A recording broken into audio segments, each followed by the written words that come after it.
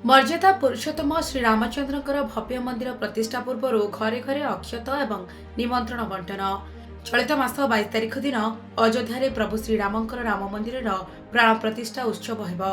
तेणु भद्रक जिला चांदबाली ब्लॉक उतुकुड़ा पंचायत रे घरे घरे अक्षत एवं निमंत्रण बंटन करिछि बीजेपी।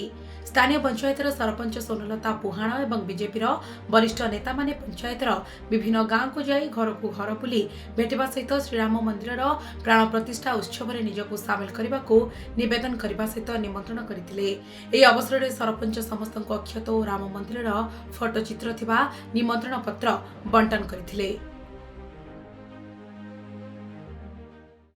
बहुत खुशी अच्छा लोक मैंने तो 22 तारिख दिन प्रभु श्रीराम प्रतिष्ठा उत्सव तो से दिन समस्ते जोगदेवा आम प्रति घरे अक्षत बांटू समस्त अनुरोध भी करुचु से प्रति घरे दीप भी जाड़े।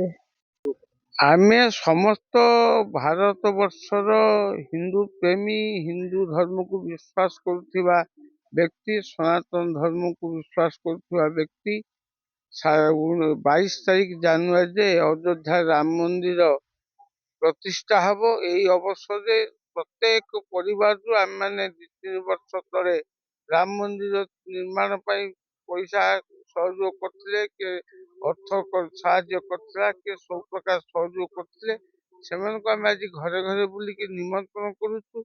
आपण मैंने 22 तारिख दिन समस्त प्रभु रामचंद्र प्रतिष्ठा दिवस प्राण प्रतिष्ठा दिवस तेणु समस्ते घरे घरे बत्ती जाड़े और निमंत्रण जनाऊँ अयोध्या को राम ठाकुर को देखापी समस्ते देखी आसवे और तीर्थ स्थान जोटा सारा विश्व रे एभली मंदिर केबे हेनी एवं एटा आकर्षणीय मंदिर। प्रभु श्रीरामचंद्र 500 वर्ष तले जो माने रक्त देइचंती बलिदान देइचंती समानकु सम्मानार्थे एवं प्रभु रामचंद्र को आम अयोध्या भेटिया समस्त निमंत्रण जनाऊँ।